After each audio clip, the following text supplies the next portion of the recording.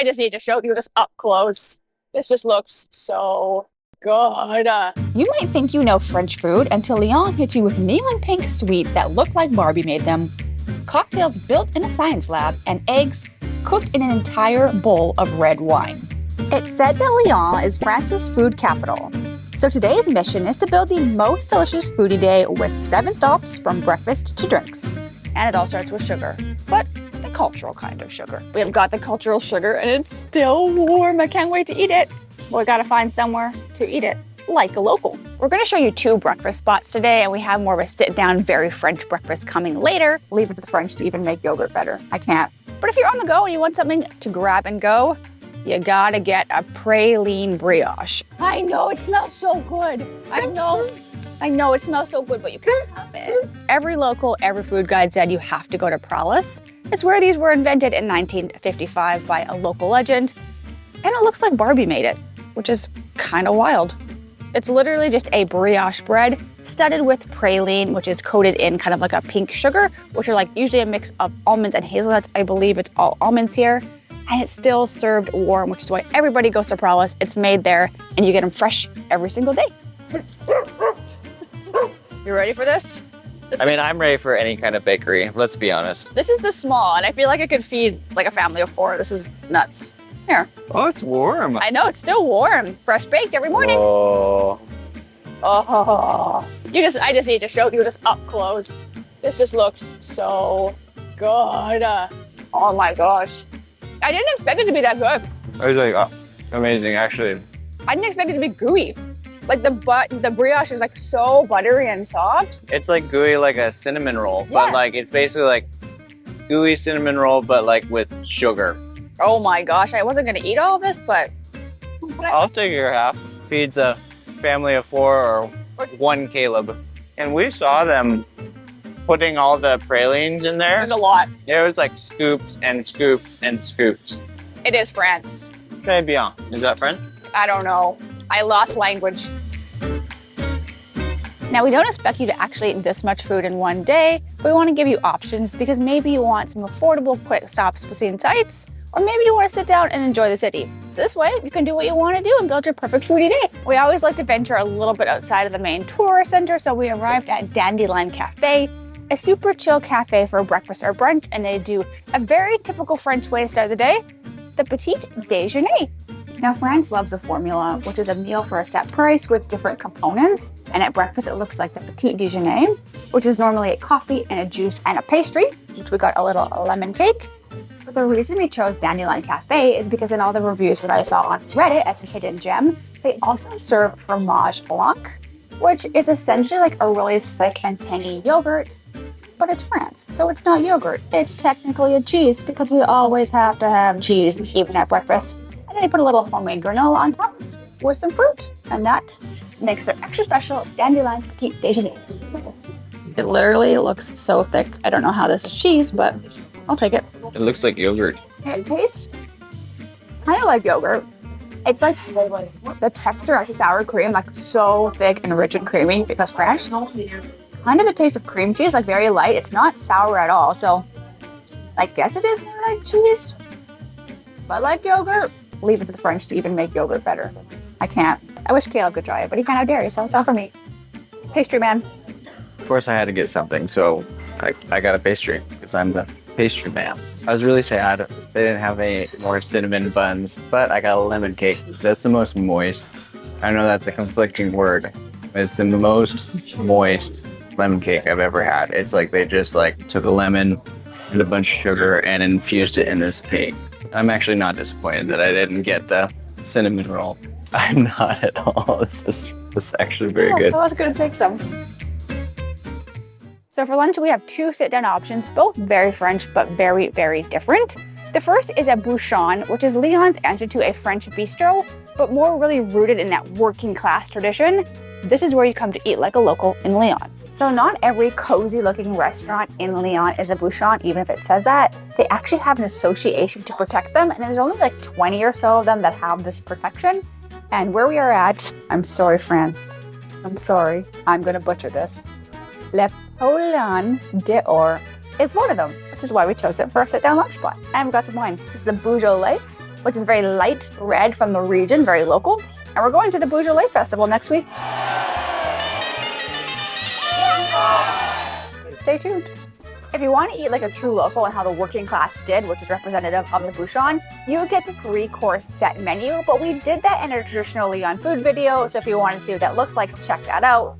We've got to pace ourselves today.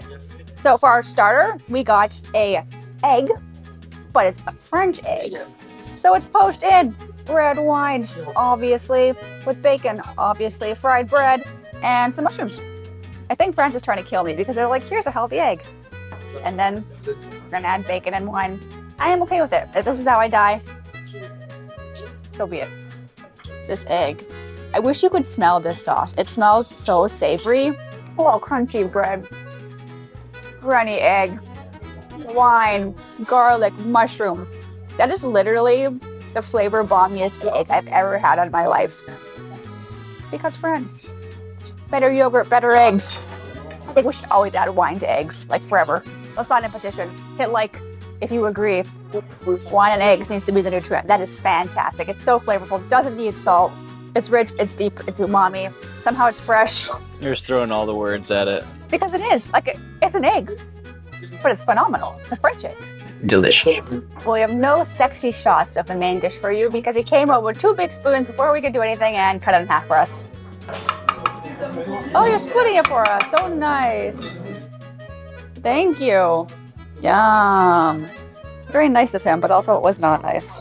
So this is half of a quenelle, which is pretty much one of the most traditional dishes that you will find in Lyon. It's going to be in every single Bouchon. It is basically a fish marshmallow swimming in cream sauce made of crayfish, because again, France does not play, and there's cream in everything. The souffle is actually made of cream, usually pike. It's like a fish, some butter, of course, and maybe a little bit of flour, you know, just to hold it all together. And then it's swimming in typically, traditionally, this nantua sauce, which is this kind of little bit spicy crayfish sauce. A fish marshmallow sounds like it should be wrong, but it tastes right. It is literally like so salty and like a little bit seafoody, and there's like some nutmeg in there to add like a little spice. And the texture is like a cloud. And champagne is popping behind. This is fantastic. Did you see the cream that it was swimming in? Hashtag no regrets. I have no regrets, but you might, because dairy. No regrets? I have no regrets right now. Ask him later. This is delicious. That restaurant is a little bit outside of Old Lyon, where the tourists eat and where you'll find a lot of Bouchons. But that is really why we picked it, because the mission of our channel is to help you eat like a local and avoid the tourist traps. So if that is your vibe, hit subscribe. It was way worth the detour. But now we're gonna do a little lighter French lunch. You have to come to Les Halles. This is the city's main food market, and it's basically a food temple. This is where chefs shop and tourists snack. It used to be a wholesale market, but it's been reinvented to this really sleek, modern food market where the city's master artisans sell their wares, chocolate, bread, cheese. So even if you're not coming here for lunch, it's an unmissable stop when you're in the city. Well, our sit-down stop is not the cheapest, but this is France. So if you're gonna splurge on oysters and champagne at noon, this is the city to do it in. And it is like the most French thing to do, have oysters and champagne. I normally don't even like champagne, but you gotta do it. So she asked us what oysters we wanted, and we were like, well, I don't know. And she's like, okay, I'll decide, and walked away. And so we got 2 different kinds. There's one from Normandy and one from Bordeaux. Oh, and we also got French butter, which is gonna be the real star. It's for the bread, but okay, so I think you take an oyster, and then you put, why did I pick the biggest one? That was aggressive. Put a little, I don't know, spicy stuff on top. And then it's like a 1 biter, right? 1 slurper. I'm scared. Oh, it didn't work. I just got juice. You have to detach it first. You didn't tell me that. You said it's a slurp. Why you do that to me? Okay, that was embarrassing. Okay, well, the spicy sauce is good. I can tell you that. Round 2. All right. I don't love champagne by itself, with salty, briny oyster once you do it the right way. I see you, France, and your wonderful flavor combinations. All right, you gotta try the other kind of oyster. This time, I'll loosen it first. I have like oyster PTSD. Ooh, it's salty, it's briny, it's really poppy, and you add some champagne, and it tastes like France, baby. It's delicious. I just think it's so funny that you didn't chuck I it. assumed it was already done. Oh my god. As I'm laughing at you, I don't know how to get this thing loose. Exactly. Loosen up, baby. So you always tell me. All right. Should I put the sauce on? I'm going straight up. Come on. Tastes like the ocean, but like in a tasty way. Well, 63 euros later, and I'm still thinking about the free butter it came with. They were delicious. Delicious. They were delicious. But Butter, schmutter. it's French. Get out of here. It's French Leave. butter. Leave. I'll go leave to get some butter. You're still here. I'm sitting in a chair. Well, we're full and we still have dinner coming. But you know what calls? Charcuterie. Because meat, cheese, and wine. There's no better excuse than France. There's a lot of wine bars in Lyon. It's in the Côte d'Aron region.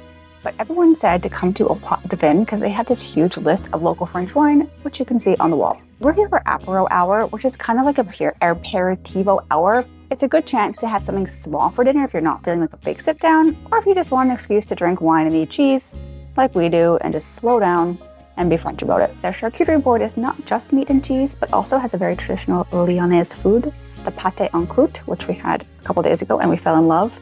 It's literally just like meat and spices and mustard with jelly baked in a delicious pastry crust. It's so good. It's literally so good. It doesn't look that good, but it's fantastic. I don't know how they do it.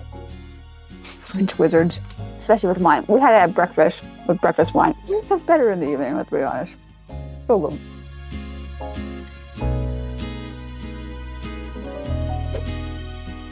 So Lyon is a city of reinvention, from its old school silk-working days to how it's kind of being more modern now, but still traditional.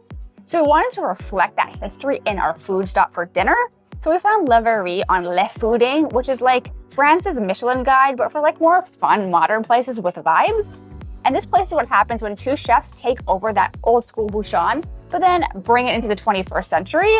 And now it's a neo-bistro. So that's a traditional French bistro, still with the same seasonal focus and pride, a little more modern, a little less white tablecloth, a little bit more creative freedom, and less rules. Well, I thought our mad scientist stop was going to be drinks after. It's cliffhanger, spoiler alert. But apparently, it's dinner because check this out. This is an open ravioli, which looks like no ravioli that I've ever eaten in my life. It's huge, and it's in swimming in this like bubbly green watercress sauce filled with mushrooms, watercress bubbles, and apparently there's a slow-cooked runny yolk on the bottom. I almost don't want to eat it, but emphasis on the almost. I don't know how they did that magical egg yolk on the bottom. Like I said, French wizards. Ooh, mushroom. Oh, I did not expect it to be a side. It's so good. I think my taste buds are clapping. It's literally like... Clapping? They definitely are clapping. No, they are clapping. They're like this. They stood up, they clapped, they gave us a standing ovation. That's like, it's the runny, rich egg. It's the perfectly tender al dente pasta. The combination, it is popping. I'm a huge fan. That's my taste buds. Yours will clap too when you taste this. Here, get into this. Taste buds are gonna clap. I'm eating so many green things. I don't mind it. That is really, really good. Like, there's no meat in here. For our main course, we got another piece of art.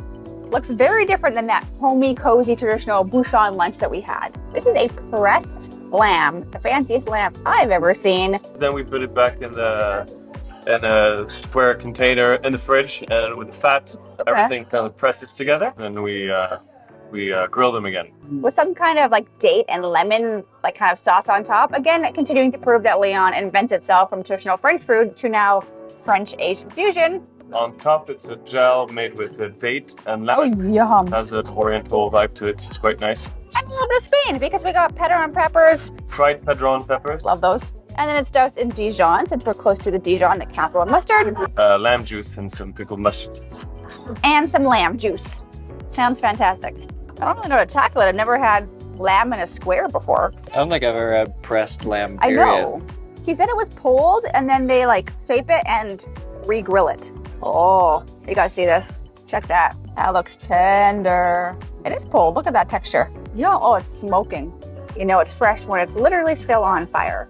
I am going to sign another petition to have pulled lamb be the new pulled meat that we eat on everything. because that is fantastic. It is like so flavorful, like melted before I even chewed it. And you got this like zingy citrus dressing, and it's like a little bit spicy and sweet with the dates, and then just like that little pop of mustard swimming in lamb juice. Maybe one of the best lambs I've ever had. Maybe. France, baby.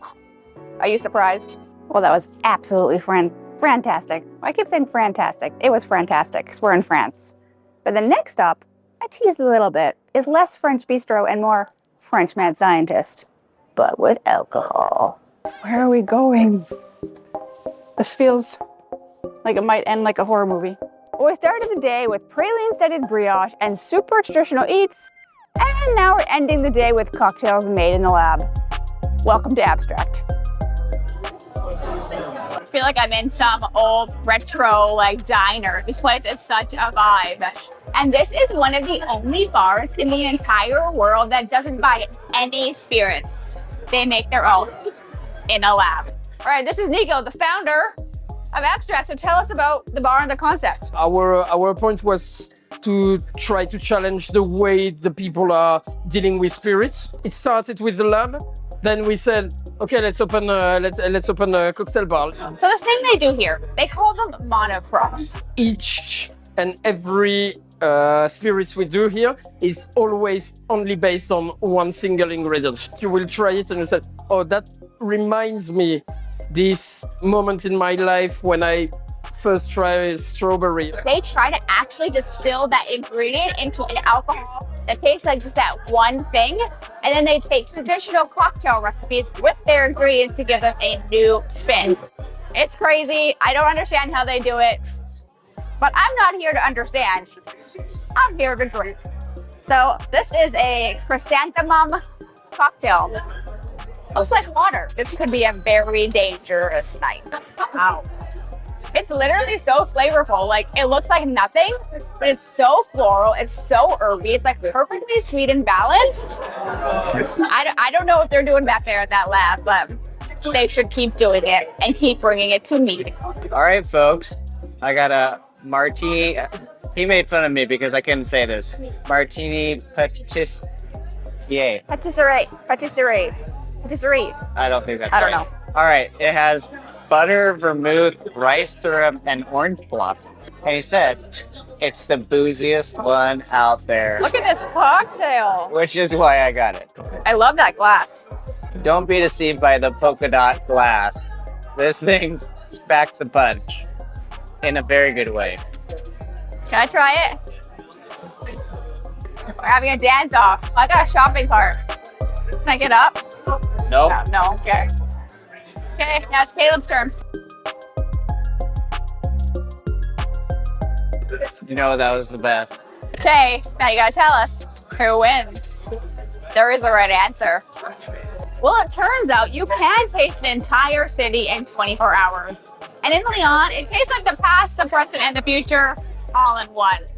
But there's so much more to eat, and especially if you want to really taste the traditional Lyonnaise food. So watch this video next to explore all the best traditional food to eat in the city. And if the video is not live, YouTube will show you a different video that you'll love until it is. So either way, keep on watching.